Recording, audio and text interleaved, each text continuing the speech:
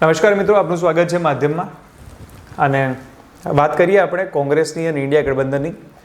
તમે બધા જાણતા હશો કે ઇન્ડિયા ગઠબંધન અત્યારે ખૂબ ખુશીનો માહોલ બનાવી રહ્યું છે. ઇન્ડિયા ગઠબંધનના જેટલા નેતાઓ છે મોટી મોટી વાતો કરી રહ્યા છે, but what is the reality? Reality શું છે? તમે જ્યારે પરિણામ ઉઠાવીને જુઓ છો ત્યારે તમને રિયાલિટી સમજે છે કે આ તો જે નેતાઓ વાત કરે છે એવું તો કંઈ છે જ નહીં. એનું રીઝન એ છે કે જે પરિણામ આવ્યું છે એમાં કે બહુમતી થોડી મળી છે. ઇન્ડિયા ગઠબંધનની સરકાર થોડી બની છે. કદાચ માની લો જેડીયુ ટીડીપી બધાને ભેગા કરીને સરકાર બનાવી લે તો શંભુ મેળો ટકશે કેટલા દિવસ? અને એમાં કોંગ્રેસની ભૂમિકા શું? 99 સીટો જ આવી છે. સો નો ડાઉટ આટલા સમયથી કોંગ્રેસનું ખરાબ પ્રદર્શન હતું ને એક હોપ મળી છે કોંગ્રેસને, બટ કોંગ્રેસે કંઈ હરખાવા જેવું નથી. અને એનાથી વધારે ખરાબ સમાચાર હોય તો કોંગ્રેસ માટે એ છે કે જ્યારે આંધ્રપ્રદેશમાં ઇલેક્શન થયું, આંધ્રપ્રદેશમાં કોંગ્રેસ સાફ થઈ ગઈ છે. અત્યારના આંકડા કહીએ તો અત્યારે બીજેપીનું જે ગઠબંધન છે એ સત્તામાં આવ્યું છે, પણ કોંગ્રેસને આંધ્રપ્રદેશમાં કેટલા વોટ મળ્યા છે તો એનો આંકડો જોઈએ તો 1.72 વોટ મળ્યા છે. 1.72% વોટ મળ્યા છે. 1.72% ઓનલી વોટ કોંગ્રેસને આંધ્રપ્રદેશમાં મળ્યા છે. તેલંગાણામાં સરકાર બનાવી પણ આંધ્રપ્રદેશમાં તો સાફ થઈ ગયા.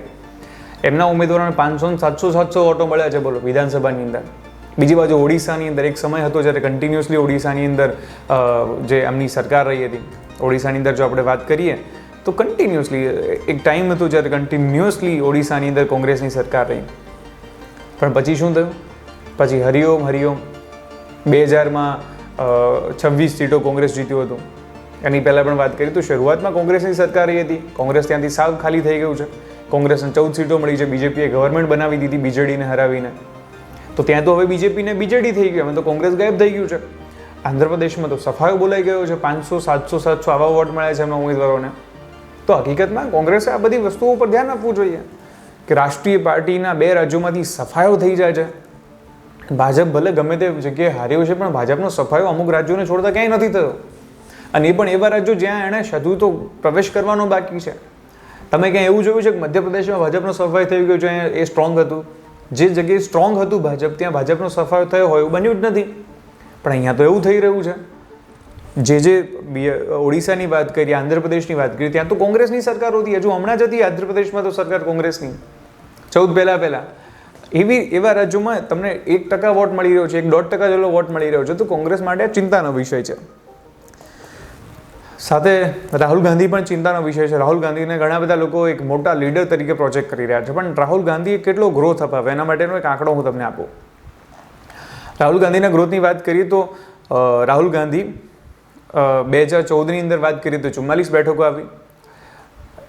2019ની વાત કરીએ તો 52 બેઠકો અને 2024માં 99 બેઠકો. 44થી લઈને 99 સુધીનો ગ્રોથ રાહુલ ગાંધીના સમયગાળામાં મળ્યો છે. હવે આ ગ્રોથ રાહુલ ગાંધીનો સારો કહેવાય કે ખરાબ, દરેક વ્યક્તિ સમજી શકે છે. જો રાહુલ ગાંધી પ્રધાનમંત્રી પદના ઉમેદવાર હોય, પ્રધાનમંત્રી લેવલના નેતા હોય, એક જનનાયક હોય, તો 44થી 99 પહોંચતા 3 ઇલેક્શનની અંદર જો એમને આટલો સમય લાગી જાય તો પછી 272 કોંગ્રેસને ક્યારે લઈ જશે? 272 લઈ જવાનું છે ને, કારણ કે 272 સરકારો બને છે. 99, 98 કે 100 સરકારો નથી બનતી. એટલા માટે રાહુલ ગાંધી વિશે હજુ ચર્ચા કરવાની જરૂર છે. કોંગ્રેસે એક મજબૂત ઓપ્શન આપવો પડશે કે કયો ઓપ્શન આપી શકાય જેના લીધે થઈને ભાજપ સામે એ લડી શકે. કારણ કે 99 બેઠકોથી કોંગ્રેસ નહીં લડી શકે. કોંગ્રેસ એ રાષ્ટ્રીય પાર્ટી છે. કોંગ્રેસ ભારતની સૌથી જૂની પાર્ટીઓમાંની એક છે. સૌથી મોટો ઈવીએમનો ઇસ્યુ આ લોકો રાડો નાખી. ઈવીએમ પણ હવે જીત્યા પછી શું? જીત્યા પછી ઈવીએમનો વાંક કાઢશો કે નહીં કાઢો? મતલબ કે જે બેઠકો પર વિપક્ષ જીત્યું છે એ બેઠકો પર ઈવીએમ બરાબર, જે બેઠકો પર નથી જીત્યું ત્યાં બરાબર નથી, એવું કહેવાનું? શું ઓપ્શન રહેશે એ કોંગ્રેસે વિચારવું જોઈએ. અને પ્રશ્ન એ ઊભો થાય છે કે બધી વિપક્ષી પાર્ટીઓ, બધી મતલબ જે કેજરીવાલ કોંગ્રેસને ગાળો આપતા હતા, બીજી પાર્ટીઓને આપતા હતા, એ બધા ભેગા થઈ ગયા. આવા જેટલી પણ પાર્ટીઓ હતી, એકબીજાને ગાળો આપતી પાર્ટીઓ, બધી ભેગી થઈ ગઈ પ્રધાનમંત્રી નરેન્દ્ર મોદી અને ભારતીય જનતા પાર્ટી એનડીએ સામે. પણ જો બધી ભેગી થઈને હજુ હરાવી ન શકતી હોય તો હવે શું ઓપ્શન રહેશે વિપક્ષી પાર્ટીઓ પાસે? કારણ કે હજુ હરાવી નથી શક્યા. એનડીએ ગઠબંધન બહુમતમાં તો આવ્યું છે, તો હરાવી તો શક્યા નથી. તો ઓપ્શન શું રહેશે વિચારવા જેવું છે કે હવે શું ઓપ્શન અને કયા મુદ્દાને અને કેવી રીતના હરાવશે એ જોવા જેવું રહેશે. તો આ એક તટસ્થ ઓપિનિયન છે. નથી તો ભારતીય જનતા પાર્ટી મને કંઈ આપી દેવાની, નથી કોંગ્રેસ કંઈ મને આપી દેવાની, પણ ધીસ ઇઝ ધ રિયાલિટી. એક નિષ્પક્ષ વ્યક્તિ થઈને જોવું જોઈએ કે શું ખરેખર આ એક એટલી મોટી જીત છે ખરી. અને જેટલા પણ લોકો કહી રહ્યા છે કે ઇન્ડિયા ગઠબંધન ભેગું થઈને સરકાર બનાવી દેશે, તો તમને બધાને ખબર છે કે શંભુ મેળો આપણે ત્યાં વધારે નથી ટકતો. નીતિશ કુમારને પ્રધાનમંત્રી બનાવી દેશે, તો ટીએમસી વાળા કહે છે કે અમે આટલી બેઠકો લઈ આવ્યા, તમારું શું? બીજી પાર્ટી કહે છે કે અમારું શું? બધા માગે છે પ્રધાનમંત્રી તો એક જ બને.